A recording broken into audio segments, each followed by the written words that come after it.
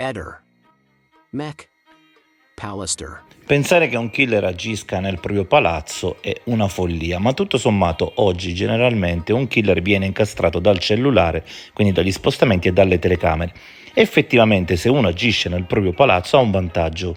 Non potrà essere incastrato dal cellulare perché è normale che il cellulare sia lì e non faccia spostamenti, e non potrà essere ripreso in giro con la macchina dalle telecamere perché ovviamente è all'interno di casa sua che agisce. La telecamera di un vicino registra un audio e sembrerebbe quindi che il killer parli all'interno del garage con Pierina. Dopo si sente ciao. A questo punto, se i due hanno già parlato insieme, questo ciao va interpretato come un saluto. Saluto di separazione, quindi non saluto di arrivo. Sono stati insieme e si stanno separando. A questo punto quindi Pierina potrebbe girarsi ed è qui che il killer, un po' a sorpresa, la colpisce. Messaggi che mia sorella mi ha scritto come stai perché mi aveva visto stanchissimo.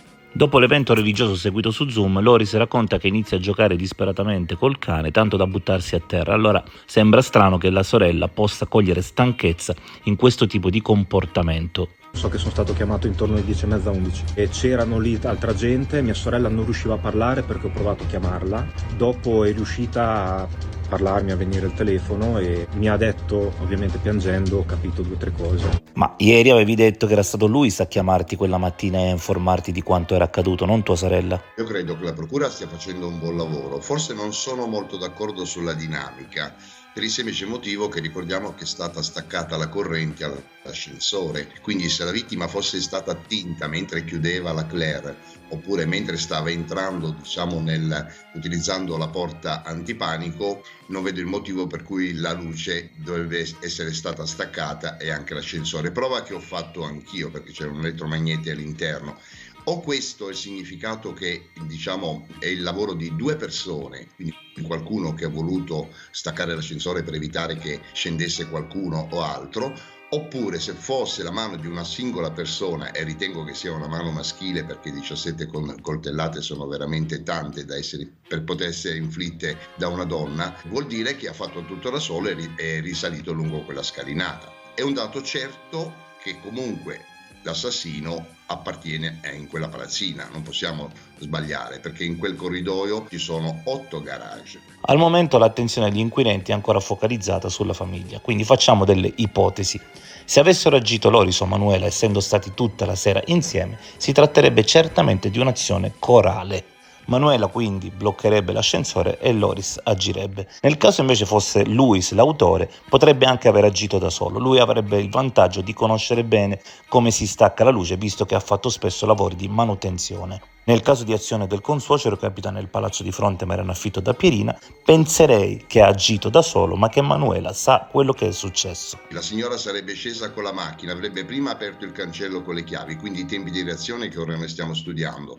Avrebbe sceso con la macchina, quella discesa per arrivare davanti al garage, l'avrebbe messa di muso, parliamo così tecnicamente, ha aperto la Claire, quindi scesa dalla macchina, ha aperto la Claire, l'ha rimessa a marcia indietro per facilitare quello che sarebbe stata poi l'uscita per i giorni a seguire, e poi avrebbe richiuso la Claire. Quindi tutte queste operazioni sono state fatte. Ora, se l'assassino fosse stato presente nel corridoio del garage, io ritengo che sarebbe stata attinta mentre chiudeva la Claire. Ecco perché non sono molto d'accordo, per questo motivo e comunque anche per il discorso della luce e dell'ascensore che la testimone dichiara che non ha funzionato per alcuni secondi, ed è una prova che ho fatto.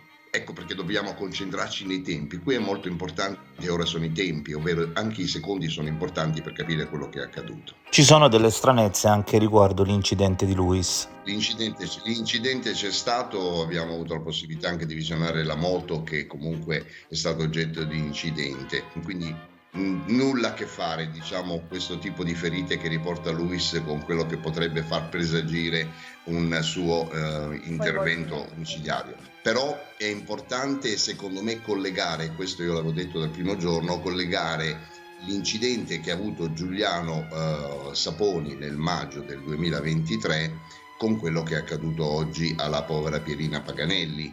perché anche i stessi familiari sono convinti che qualcosa non quadra e lamentano il fatto che all'epoca non siano state fatte le dovute indagini, ma non avevano neanche senso farle, perché nessuno poteva immaginare che qualcuno poteva fare del male, se così è stato, a Giuliano. Al tempo non vennero fatte indagini sull'incidente di Giuliano, ma attenzione, perché forse oggi si cerca di puntare l'attenzione lì per sviare dalle reali colpe di qualcuno sull'omicidio di Pierina. Se questo però è accaduto, devo dire che c'è un forte collegamento con quello che è accaduto a Pierina Paganelli, perché qui bisogna molto studiare nella vita delle persone, nella vita della famiglia, che sicuramente c'è molto più da chiarire e capire bene. Stiamo ipotizzando sulla base di quelle che sono le informazioni giornalistiche e delle dichiarazioni che abbiamo avuto in questi diversi giorni sia da Loris che da Manuela.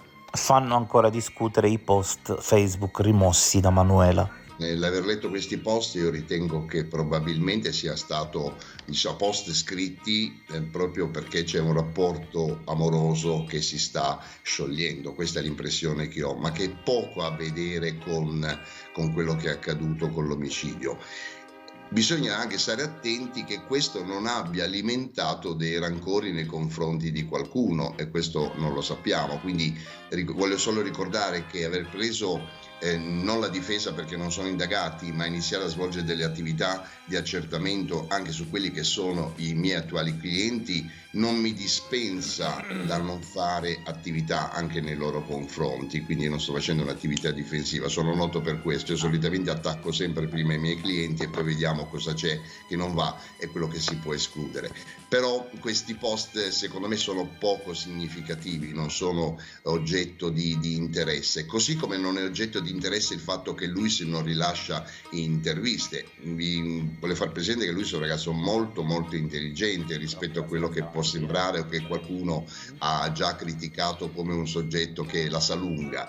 Però onestamente noi sappiamo che è stato additato Loris Bianchi per i suoi comportamenti, il modo di esporsi e altro. Vi posso dire che è un ragazzo veramente gentile, di una sensibilità unica. La Manuela Bianchi non la conosco ancora molto bene, però c'è un forte rapporto fra Loris e Manuela, come credo che ci sia anche un forte rapporto ancora, almeno credo, fra Manuela e Luis, quindi una vita un po' amorosa, un po' strana, perché sappiamo che Manuela Bianchi è una testimone di Geova e quindi non è ammesso nella loro cultura, diciamo, religiosa, se così vogliamo dire, avere rapporti con terzi uomini, ma credo che si fosse dispensata in questo. Per cui è molto complesso. Io credo che dobbiamo concentrarci, secondo me, ma veramente sui tempi, perché se non riusciamo a calcolare i tempi di reazione dell'assassino, perché addirittura ho sentito che la telecamera, che io ho analizzato bene, quel video non riporta quelle ombre, ma sono le grate del cancello, quindi un riflesso della telecamera. Ho sentito addirittura che l'audio avrebbe ripreso un'auto che sarebbe uscita poi da quel sotterraneo, da quel garage, per andare via. Mi chiedo, se la telecamera ha ripreso l'entrata della Panda, avrebbe dovuto riprendere anche l'uscita di un'altra macchina. Ecco, questo per escludere probabilmente che terze persone, salvo non sono entrati da altri posti, perché ce ne sono diverse di entrate, siano soggetti probabilmente che conoscevano molto ma molto bene il posto. Staccare la luce e staccare il contatore dell'ascensore prevede che venga presa la chiave che è posta sopra lo stipite della porta, aprire quella porta, staccarla e poi richiuderla. Quindi non era una porta di facile accesso a chiunque. Chi avrebbe saputo che quella chiave potesse essere lì? Io l'ho trovata immediatamente, l'ho vista, perché nel mio lavoro, insomma, mi ricordo anche attività pregresse, ma è veramente complesso. Quella stanza contiene 2 interruttori a baionetta. Cosa sono? Quelli interruttori praticamente dritti, che non prevedono la possibilità di acquisire l'impronta digitale, se non sulla maniglia ovviamente, ma la possibilità di acquisire il DNA. E sarebbe utile sapere se è stato acquisito, e credo proprio di sì, chi ha toccato quell'interruttore, perché sarebbe anormale che, non so, un Loris, una Manuela o un Luis abbia toccato quell'interruttore. Se ci fosse il loro DNA sarebbe da dimostrare e giustificare il motivo per cui è stato fatto. Loris era andato a trovare Luis, non avendolo trovato poi ha preso accordi con la sorella, che l'ha invitato a restare a casa e quindi a cenare.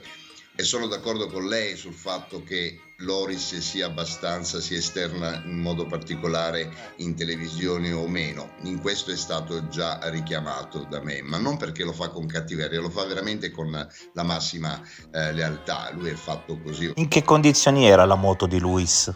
Io ho visto la moto, quindi avevo visto anche la foto della moto che è completamente distrutta, almeno in parte per l'incidente che ha avuto. E qui apriamo una parentesi: se la moto è completamente distrutta è difficile che Loris possa procurare dei pezzi di ricambio per sistemarla. La moto sarà da buttare o quantomeno ci vuole un carrozziere. E invece anche su questo punto c'è molta confusione, perché Loris dirà che non trova Luis, nell'attesa su internet gli cerca i pezzi di ricambio perché lui faceva questo mestiere. Quando Luis arriva, Loris lo saluterà dal terrazzino. E invece ieri ha cambiato completamente versione dicendo che era insieme a Luis e insieme hanno cercato i pezzi di ricambio. È arrivata mia sorella intorno alle 6 circa e abbiamo approfittato, visto che lui sarà ritornato a casa, di guardare insieme dei pezzi per la moto perché facevo quel lavoro. Quando si parla del parcheggio c'è stata un'ordinanza dell'amministratore del palazzo di non parcheggiare più fuori ma parcheggiare nei propri garage, e questo è importante, il motivo per cui Pierina ha iniziato a parcheggiare probabilmente all'interno.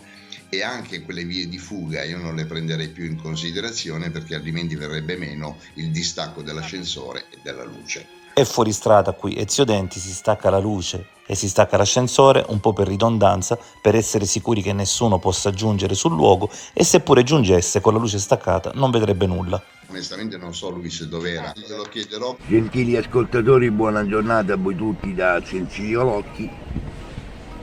Chi ha ucciso Pierina a Rimini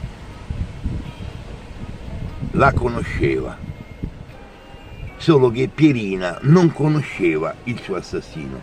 È una persona, a mio parere, che ha ucciso in passato e non appartiene alla sfera familiare della povera Pierina.